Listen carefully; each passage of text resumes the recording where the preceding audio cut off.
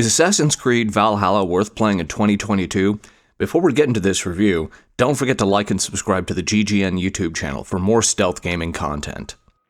Assassin's Creed has had a bit of a rocky transition since Origins first came out, and as the modern incarnations of the series has progressed, it has become more of an RPG than a traditional Assassin's Creed game. Assassin's Creed Valhalla cemented this idea when it was released in November 2020. Stealth mechanics and verticality still existed, but it was more subdued than even Odyssey. Pure assassin builds became almost impossible due to changes in the world design and stealth mechanics, not to mention bugs that made enemies occasionally notice you through walls or instantly spot you from some distance away. Just over a year later, however, AC Valhalla has really grown and developed into something much more playable for people who enjoy stealth, as long as you adjust your preconceptions on how stealth itself should work in an Assassin's Creed game. Let's talk about whether you should be playing Assassin's Creed Valhalla in 2022. Assassin's Creed Valhalla has a heavy story with plenty of dark notes, but what really makes it stand out is that you really get to do whatever you want here, when you want to. You're not locked into a specific region once you make it to England. You are free to explore the entire world at your leisure. Some DLC content will require you to unlock certain parts of your home base or storyline, but otherwise you can just experience the world at the pace you determine. What makes this even more impressive is that there's much less hand-holding than in previous titles. Even in the main quest, you'll be doing investigations to find targets, exploring the map, and solving puzzles in order to accomplish your goals. In fact, in most cases, once you complete a region, you're free to choose the next you want to pursue whenever you like, or not at all. Side quests themselves are left for you to discover, and the only time you'll be hounded to do something is during a special time-limited event, such as the Yule Festival event going on as of publishing this. Speaking of side quests, there is a lot to do in Assassin's Creed Valhalla.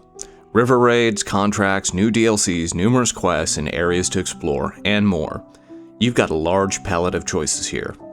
When working on a quest, most of the time you can decide just how you want to accomplish the task needed to complete it. While you are relegated to some larger scale combat and boss fights, the bulk of the world can be approached however you choose, leading us to probably the most important part of this 2022 review for Ghost Gamer News watchers. How has stealth improved in Assassin's Creed Valhalla? At launch, bugs plagued the stealth features of Valhalla, which made it even harder to enjoy as a stealthy player when you factor in the much more open region design and less convenient placement of foes in the various locations you need to infiltrate. On top of that, skills and abilities were much more available for brute force or archery-focused combat, rather than the classic assassin style, and very little equipment was created with a useful focus on stealth. The stealth bugs that have been present for over a year have finally been resolved, and new equipment has been added to help stealthy players via DLC, but the rest is still a concern. While new skills and abilities are also available, most are still avoiding the stealthy approach favored by most Assassin's Creed classic fans. Unless you'd like to get a little clever. Archery itself becomes a much stronger proposition for stealthy players. If you've ever played Horizon Zero Dawn, you'll probably find the stealth gameplay of AC Valhalla much more comfortable. By approaching your encounters with both your hidden blade and your bow ready, you'll be much more capable as an assassin. This makes sense with the setting, and Ivor's own disdain for using the hidden blade the traditional way. Lopping off a finger just didn't seem like a smart decision for the Viking protagonist. I feel more comfortable with giving it an 8 if new abilities and skills were added that really increased the viability of stealth. Just a tip for stealthy players. Complete the Wrath of the Druids DLC as soon as you can. There is a certain set of equipment that I strongly encourage you acquire ASAP, as it'll make the rest of your experience in Valhalla much better. Assassin's Creed Valhalla, as I noted previously, feels more like Skyrim or Horizon Zero Dawn than an Assassin's Creed game. The question we have to ask ourselves is this: will Ubisoft continue to deviate from the classic AC gameplay, or is this just a brief sojourn to test the waters in the world? Only time will tell.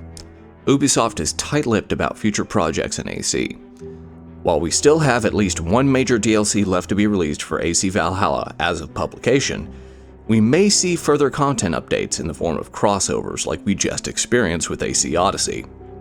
The AC Infinity project may further develop the integration between storylines, possibly bringing more varied gameplay for both fans of classic Assassin's Creed, as well as the new ones. Either way, AC Valhalla isn't a horrible entry in the series, as long as you can accept the alternative gameplay experience. If you enjoyed Odyssey or Origins, AC Valhalla isn't a bad choice once you start getting comfortable with the world and the changes needed to play stealthily. There's a huge amount of content here, which will keep you playing for quite a while. If you'd rather play a more classic Assassin's Creed, however, you'll most likely want to stay far, far away from Valhalla. Thanks for watching, Ghosts.